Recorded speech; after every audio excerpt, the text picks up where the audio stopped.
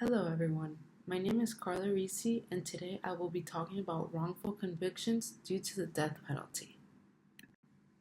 So, some may ask, what is the big issue with the death penalty? The death penalty has been used in the U.S. justice system as a means of capital punishment.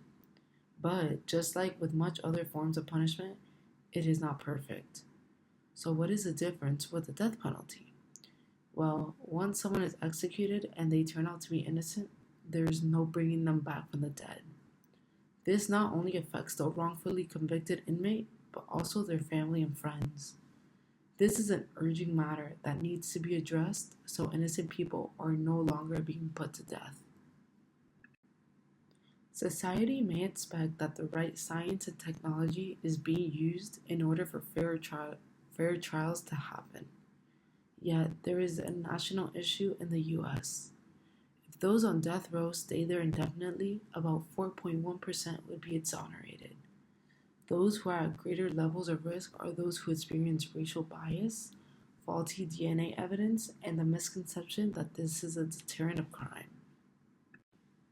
Regarding racial bias, black people are found to be more wrongfully convicted compared to white people. In an extensive database of wrongful convictions in the United States, 350 cases were compiled, and it was found that about 43% involved black defendants. Just for one category to have such a high percentage is upsetting. They also have higher arrest rates when compared to the population. Another leading cause is the fact that it is apparently a deterrent of crime.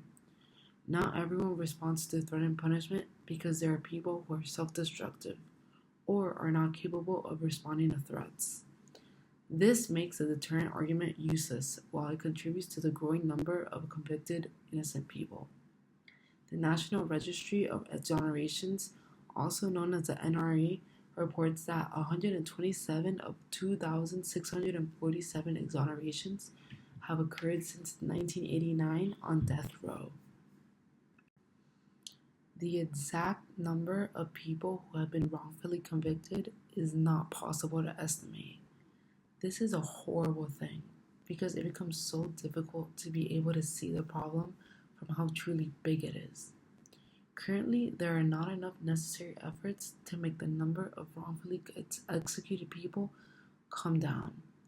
Posthumous exonerations have been made possible by using DNA evidence and can definitely ensure innocence after the death of the inmate. DNA is timeless and probative when preserved and tested properly, which makes this possible.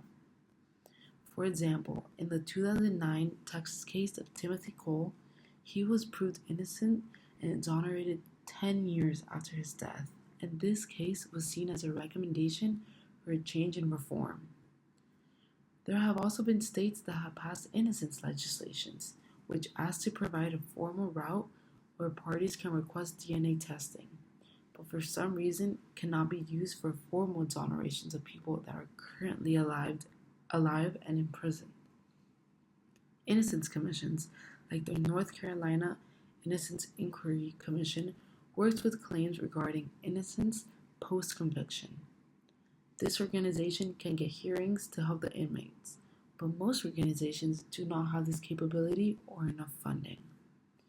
A lot of wrongful convictions have relied on eyewitness testimonies that are not reliable and have been collected by wrongdoing of law enforcement and prosecution. Instructions given, types of identification lineup, and the way it is constructed affects these identifications.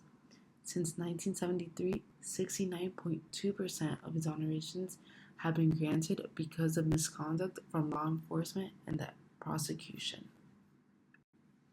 Abolitionists have worked hard to connect with policymakers and enforce them to listen to the public.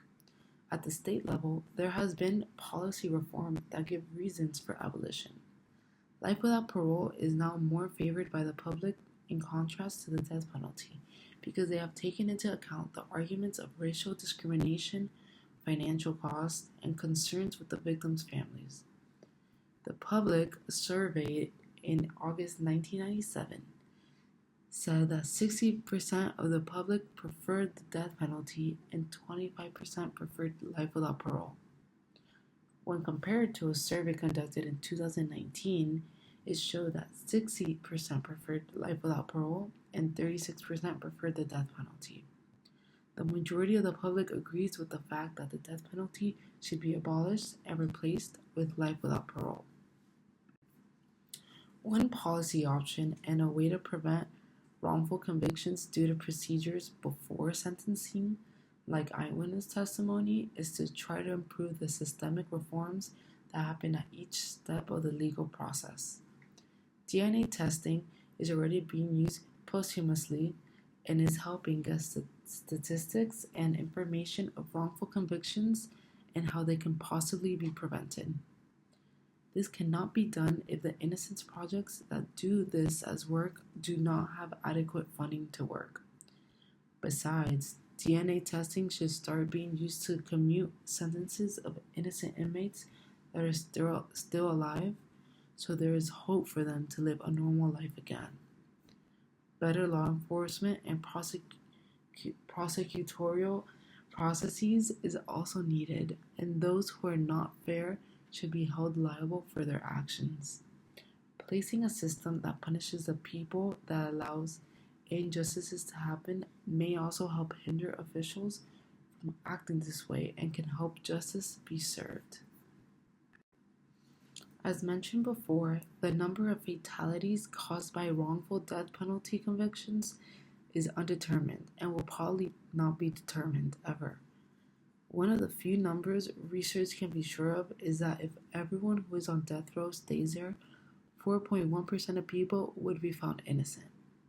As the wrongful convictions increase, public support for the death penalty continuously decreases. These convictions happen because of racial bias, there being a larger number of black people being sentenced to the death penalty compared to white people. These convictions also occur because of faulty or lack of DNA evidence and misleading witness testimonies. The death penalty should also not be considered a deterrent because most people do not respond to threatened punishment. In order for changes to happen, the only 100% effective way to eliminate the number of those affected is to abolish the death penalty entirely. Trying to perfect the system is not a permanent solution, and this needs a cure, not simply a bandage over it. The best, and quite frankly, the only way to resolve this problem is to abolish the death penalty altogether. Trying to fix systems that are already put in place is not effective because no matter what, there is margin for human error. The need for the death penalty is often rooted in a feeling of wanting to overcompensate with justice, and even if perfect justice is accomplished, it is impossible to maintain.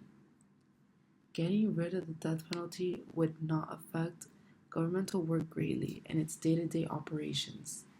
Capital cases are not a huge priority in daily obligations, and citizens assume that prosecutors and judges would rather reduce extreme risk of error that are associated with the practice of the death penalty.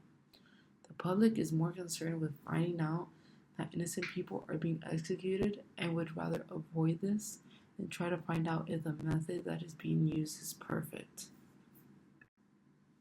A decade ago, former Massachusetts Governor Mitt Romney conducted a study with a blue ribbon panel of experts where they were asked to make the perfect death penalty system that is free of human error. 10 proposals were drafted of fair capital punishment statutes that were supposedly as infallible as humanly possible. Despite this, they received no support in the state from opponents or proponents of the death penalty.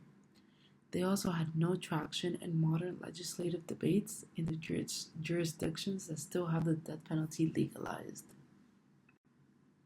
States like Connecticut, Illinois, New Jersey, and Maryland have tried to improve their capital justice system before they decided to abolish it. There are costs associated with trying to improve the system, and there would take too much trial and error to get it right. Until it can be fully abolished, changes can be made throughout the process to benefit it. with aspects such as poor procedural conditions and poor representation being an issue, striving for perfection is far reaching. Lawmakers and politicians and the public have accepted that the system could not be free of human error. The safest way to eliminate casualties that are uncalled for is to eliminate the death penalty altogether. Thank you.